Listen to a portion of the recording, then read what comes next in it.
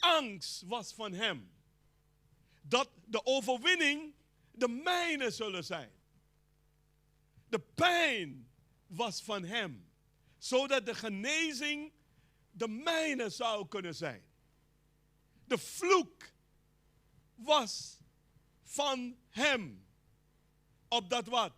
De zegen de mijne zou kunnen zijn. De doornenkroon was van hem. Opdat wat? De gloriekroon de mijne zouden zijn. De dood was van hem. Opdat wat? De gekokte leven van mij zouden kunnen zijn. En daarom Paulus drukt dat zo uit. Wat zegt Paulus? Laten we de tekst even nog herhalen. Hij zegt dat wat? Want hem die geen zonde hebt gekend, heeft hij voor ons tot zonde gemaakt. Opdat wij zouden wat? Worden gerechtigheid in hem. Eén stem was duidelijk te horen aan het kruis. Zodra Jezus aan het kruis werd genakeld en begon te bloeden, zei hij: Vader, vergeef het hun. Zodra hij begon te bloeden aan het kruis, zei hij wat? Vader, vergeef het hun. Omdat wat? Ze weten niet wat ze doen, aan het doen zijn.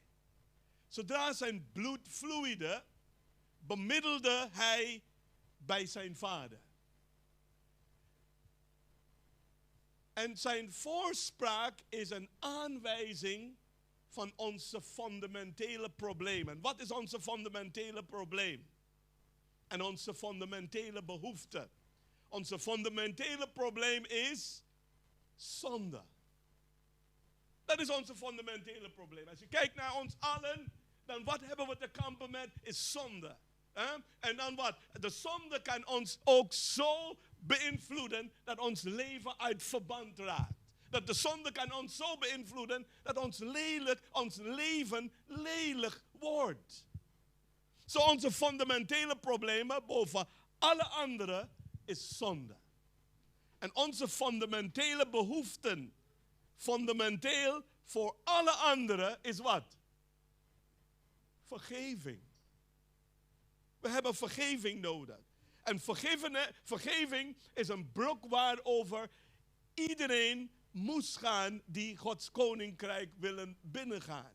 Dat betekent dat u kunt niet zomaar in het koninkrijk gaan. God moet ons wat vergeven voor alles wat we hebben verkeerd gedaan. Omdat we hebben ook gezondigd. Nou, als u kijkt naar... Oké, ik zie dat het nu werkt.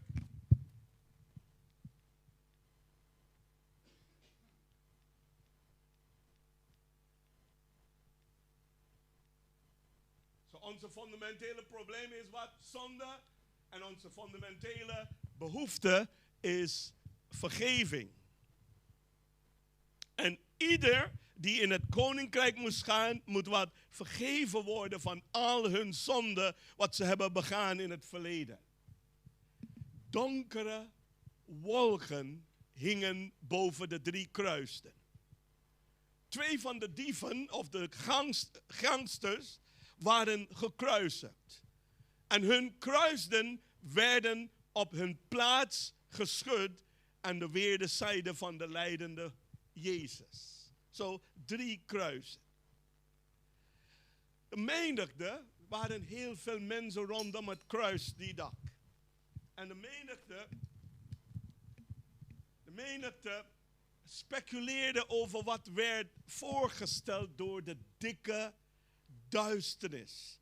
Ja, die bijna tastbare duisternis. Was het goed? Wat is gebeurd? Hebben we iets verkeerds gedaan? Was iets goeds of was iets slechts? De menigte realiseerde zich niet dat Jezus de buitenste duisternis van de scheiding van God was binnengegaan. En dat allemaal voor hen.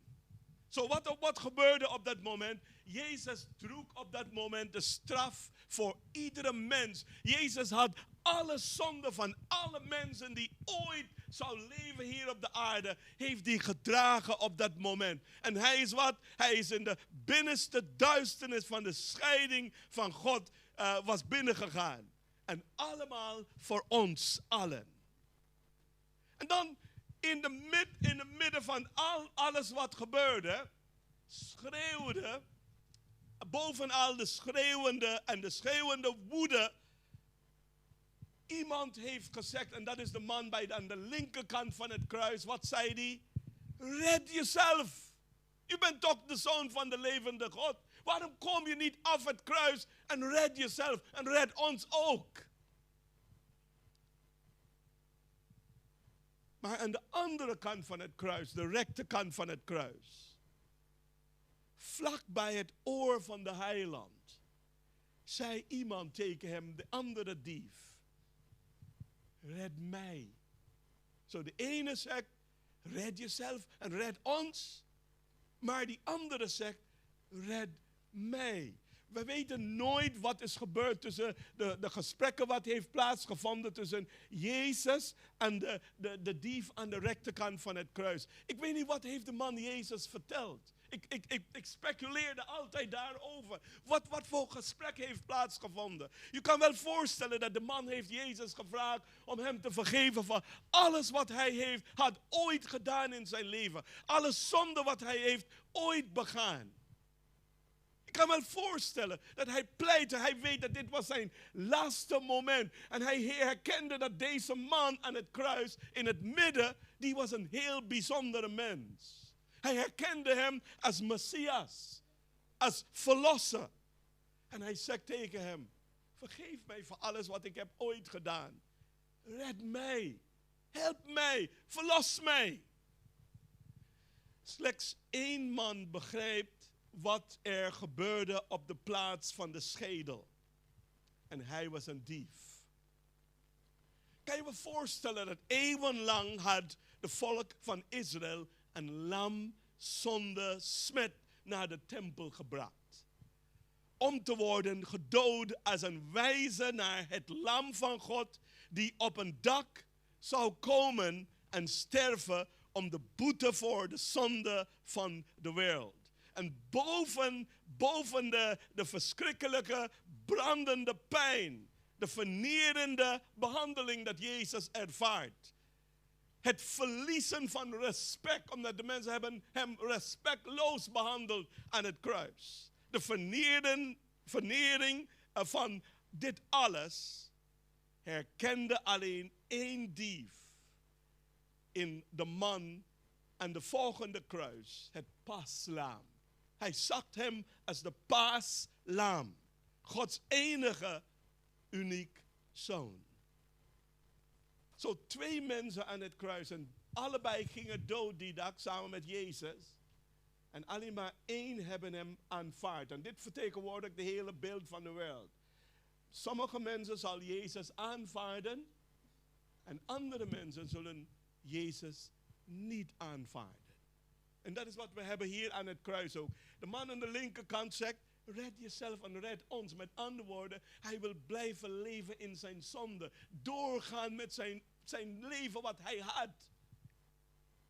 Aan de andere kant van de kruis zegt de man, ik heb heel slecht gedaan, heel veel slecht. Ik heb mensen vermoord.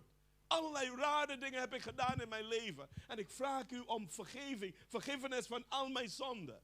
Red mij, met andere woorden. En dat man is doodgegaan, omdat Jezus had hem beloofd.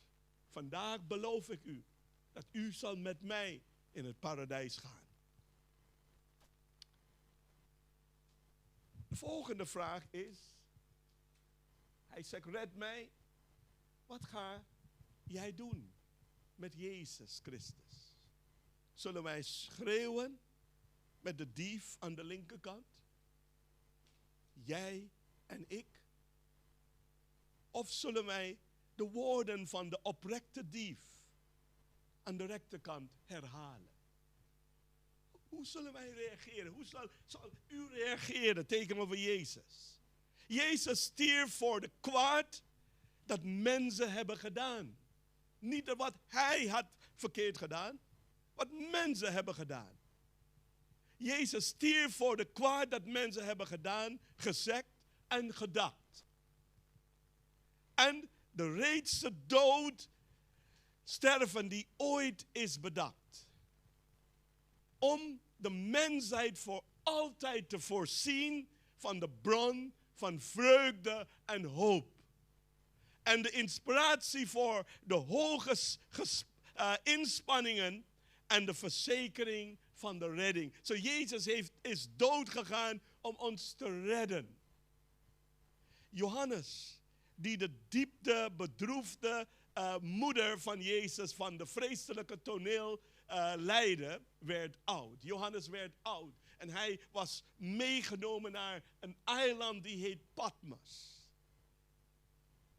Maar de ballingschap vanwege zijn geloof, zijn haar was wit geworden. Oud geworden met andere woorden. Zijn handen trilden ook. Maar Johannes, als hij denkt aan dat dag, wat is gebeurd aan het kruis op die dag toen Jezus doodging. Als hij daaraan denkt, dan komt inspiratie in hem op. En door de leiding van de geest heeft hij iets neergepend. En wat zegt Johannes daar? In Johannes 1 vers 11 tot en met 14. En ik begin andersom van 14 en dan daarna naar 11 en 12. En wat zegt de Bijbel daar? Het woord is vlees geworden. En heeft onder ons wat? Gewoond. En we hebben wat? Zijn heerlijkheid aanschouwd. De heerlijkheid als van een enige geborene van de Vader. Vol van genade en wat? En ook vol van waarheid natuurlijk. En dan kijk vers 11. En dan vers 11 zegt iets daar. Vers 11. Hij kwam tot de zijnen. En de zijnen ontvingen hem niet. Met andere woorden, hij kwam naar de Joodse. Jezus was een Joodse man. En wat is gebeurd? De Joden hebben hem niet aanvaard. En dat zegt de tekst hier. Hij kwam tot de zijnen en de zijnen ontvingen hem niet. En dan kijk vers 12. Vers 12 zegt wat? En dat is mooi hoe Johannes heeft dit verwoord. Maar zoveel als er hem ontvingen. En kijk wat de Bijbel zegt daar. Hun gaf hij wat? De macht om zonen van God te worden. Halleluja, zeg ik daar. Zoals wij hebben Jezus aanvaard, dan worden we wat? Zonen en dochters van God. Zelf aan hen die in wat? Zijn naam geloven. En dan als wij in Jezus' naam geloven, dan wat? Worden we kinderen van God. De heerlijkheid van het kruis was de heerlijkheid van een volbrachte verlossing voor zoveel als hem aannemen. De sleutel tot de betekenis van dit alles was in de woorden van Jezus die klonken boven al de verwarring van de stem van de mensen. En wat zegt Jezus? Jezus zegt wat? Het is voltooid. Met andere woorden, in papiermens, hoe zeg je dat? Het is wat?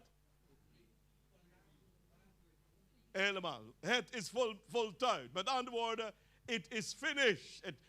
De losprijs is betaald. De verzoening voor onze zonde was volbracht. En de prijs van de zonde was betaald. Hij heeft het betaald. De keten van zonde, onderbroken sinds Adam, was verbroken door de Heer Jezus Christus. Door de jaren van mijn leven.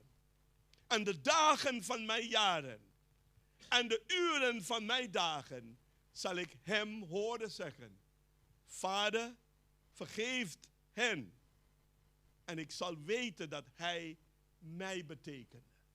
Omdat Jezus is doodgegaan voor mijn zonde, voor uw zonde, voor onze zonde. Ik weet ook dat hij jou ook bedoelt. En de vraag is, wat zal ik met Jezus doen? Net zoals de twee mannen aan het kruis, de twee dieven. Ze moest ook iets doen met de keuze. Ze moest ook, zullen ze Jezus aanvaarden of zullen ze hem niet aanvaarden? De ene aan de linkerkant, die heeft hem verworpen. Zelf in de dood. En sommige mensen gaat dood zonder God in hun leven. En dat is wat wordt verbeeld ook aan de ene man aan het kruis. En wat zegt hij? Met andere woorden, hij had Jezus niet nodig. En hij is dood gegaan in zijn zonde. Maar die andere man, hij heeft ook nagedacht en hij zegt dat ik ga eigenlijk dood. En ik moet het goed maken met mijn God. En wat heeft hij gedaan? Hij heeft Jezus aanvaard. En de vraag is, wat gaat u met Jezus doen? Vandaag wil ik de Heer vragen om opnieuw in mijn leven te komen. Opnieuw in mijn hart te komen.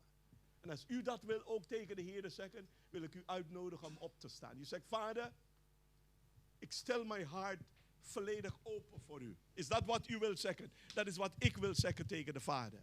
Vader, ik stel mijn hart open voor u. Heer Jezus, ik wil u opnieuw uitnodigen in mijn leven. Ik wil al mijn zonden aan u belijden. En Vader, ik bid op dit moment voor de uitstorting van de geest. Is dat wat u zegt tegen God? Is dat wat u wilt zeggen? Ik wil dat ook tegen de Heer zeggen. Ik wil de Heer vragen om opnieuw in mijn leven te komen. Ik wil u vragen op dit moment om persoonlijk te bidden. In stilte te bidden. En laten we met z'n allen ook de Vader vragen om opnieuw in ons leven te komen. De Heer Jezus vragen in ons hart te komen. En dan bidden we ook voor de uitstorting van de geest. Maar ook daar ook tussen wij willen ook bidden vragen voor vergiffenis van al onze zonden. Zullen we persoonlijk bidden. Bid niet voor andere mensen op dit moment. Bid voor uzelf.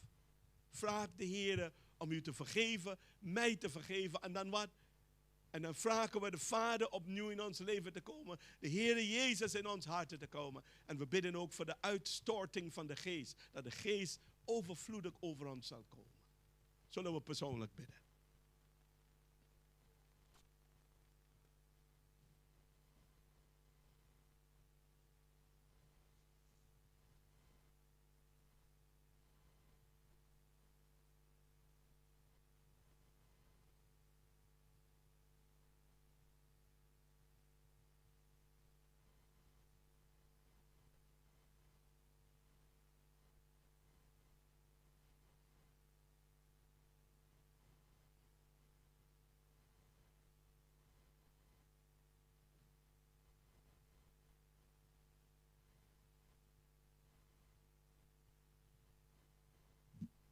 Onze Vader in de hemel.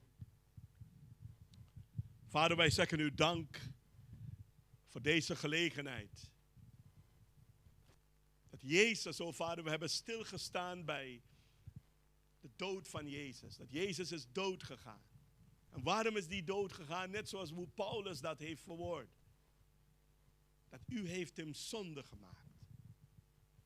Hij heeft al onze zonden opgedragen aan het kruis, Vader. Hij heeft de losprijs voor onze zonden betaald. Omdat Johannes heeft het zo mooi verwoord. Dat u heeft de wereld zo lief gehad.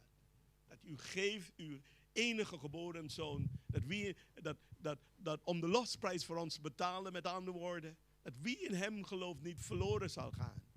Maar eeuwige leven hebben. En Vader, vandaag stellen we ons harten volledig open voor u. We stellen ons harten volledig open voor onze verlosser, onze zaligmaker Jezus Christus. We stellen ons harten volledig open voor de volledige aanwezigheid van de Heilige Geest, Vader.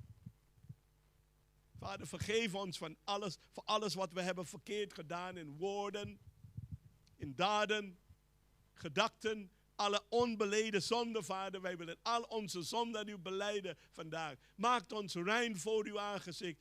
Laten we schoon staan voor u, Vader, op dit moment. Raakt ons aan van ons hoofd tot ons tenen.